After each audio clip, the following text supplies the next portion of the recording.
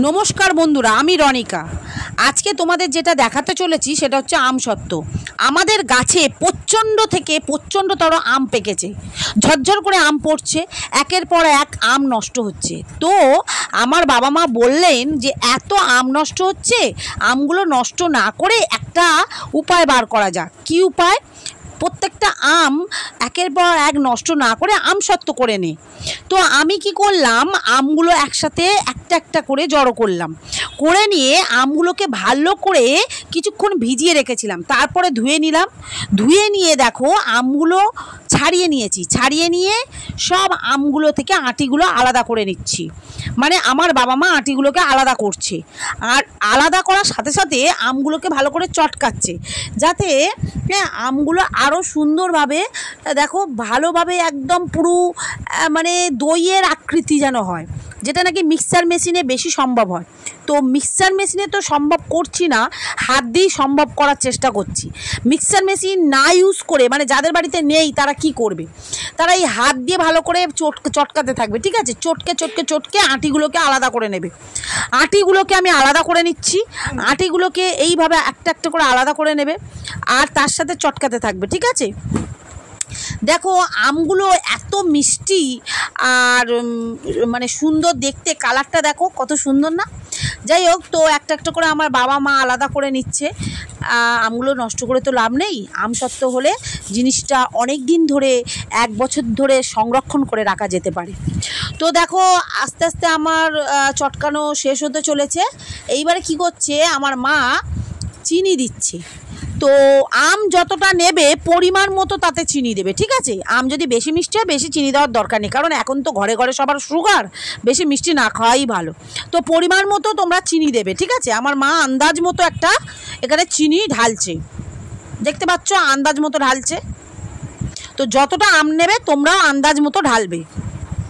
তারপরে ঢালার পরে ভালো করে চটকাতে থাকবে, দেখো যাতে চিনিটা গলতে থাকে। দেখো চটকাচ্ছে, আর ওই যে শক্ত শক্ত কিছুটা জায়গা হয়ে আছে আমগুলো, ওগুলো যাতে আরও স্মুথ হয়ে যায় সেই জন্য ভালো করে চটকাচ্ছে। দেখো, আর তার সাথে সাথে আমার বাবা আটিগুলোকে আলাদা করে দিচ্ছে, আর চিনিগুলো যাতে ওর সাথে পাঞ্চ হয়ে যায় সেই জন্য ভালো করে চটকাচ্ছে। দেখো এরকমভাবে চটকাতে থাকবে, যতটা চটকাবে তত আমসত্ত্ব ভালো হবে।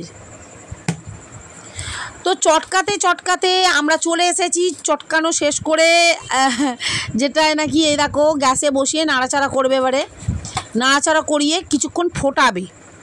দেখো ভালো করে নাড়াচাড়া দাও, তাহলে আমটা ভালোভাবে গলে যাবে। শক্ত শক্ত যে আমগুলো আছে সেগুলো ভালোভাবে গলে যাবে। এইভাবে ভালো করে নাড়াচাড়া দিতেই থাকবে, নাড়াচাড়া দিতেই থাকবে, কারণ নিচে বসে যাওয়ার সম্ভাবনাটা বেশি থাকে। নাড়াচাড়া দেওয়া হয়ে গেল, আর এদিকে আমার মা যেটা করছে কি, থালাতে তেল মাখাচ্ছে। প্রত্যেকটা থালায় ভালো করে তেল মাখিয়ে নেবে, না হলে কিন্তু বিপদের সম্মুখীন হবে। তার কারণ হচ্ছে কি, তেল যদি না মাখাও, আমসত্ত্বটা যদি ওই ঢেলে দাও, তারপরে দেখবে যে আমসত্ত্ব আর উঠছে না। সেই জন্য তেল মাখিয়ে কিছুক্ষণ রোদে রেখে দেবে থালাগুলো, কিছুক্ষণ রোদে রেখে দেবে, কিছুক্ষণ রোদে রেখে দেবো। তো সেই জন্য ভালো করে তেল মাখিয়ে নিচ্ছে প্রত্যেকটা থালাতে। দেখো, তো থালাতে আমাদের তেল মাখানোর সমাপ্তি। আর এদিকে শুরু যেটা হচ্ছে, যে আমসত্ত্বটা আমরা কড়াতে ফোটাচ্ছিলাম সেটাকে আমরা একটা বাটির মধ্যে করে ঢেলে দিচ্ছি। দেখো অল্প অল্প করে তুলে ঢালবে। ঠিক আছে, থালাতে দেখো একটা থালায় ঢালা কমপ্লিট হয়ে গেছে, সেকেন্ড থালায় ঢালা হচ্ছে। সেকেন্ড থালাও কমপ্লিট হয়ে গেছে, এবার থার্ড থালাতে ঢালা হবে। দেখো ভালোভাবে ঢেলে দিচ্ছে। তো তোমরা যত ভালোভাবে ওটাকে সুন্দরভাবে সাজিয়ে দেবে, তো তত সুন্দরভাবে ওটা শুকিয়ে যাবে। ঠিক আছে, যেরকম আকৃতি ধারণ করে দেবে, মানে থালার আকৃতি দিচ্ছি, দেখো সুন্দরভাবে এরকমভাবে গোল হয়ে চাকতি হয়ে উঠে যাবে। দেখো কীভাবে ঢালছে, দেখছো? অল্প অল্প করে ঢালবে, হুড়ুর করে যেন কড়া শুদ্ধ ঢেলে দিও না, হুপুস করে পড়ে যাবে, হুপুস করে পড়ে যাবে, বুঝেছো? তো অল্প অল্প করে বাটিতে করে এরকমভাবে ঢেলে দেবে থালাতে। এ দেখো থালাতে দেওয়ার পরে আমার মা কী করছে ভালো করে দেখো, দারুণ লাগছে না? আমার দারুণ লাগছে, কালারটা তো দারুণ হয়েছে। প্রত্যেকটা মানুষের দৃষ্টি আকর্ষণ করার মতন হয়েছে, তাই না? তো ফেলে দাও আমগুলোকে আমি আমসত্ত্ব বানিয়ে নিলাম, তারপর শুকিয়ে গেলে এগুলোকে কেটে আমসত্ত্ব হয়ে যাবে।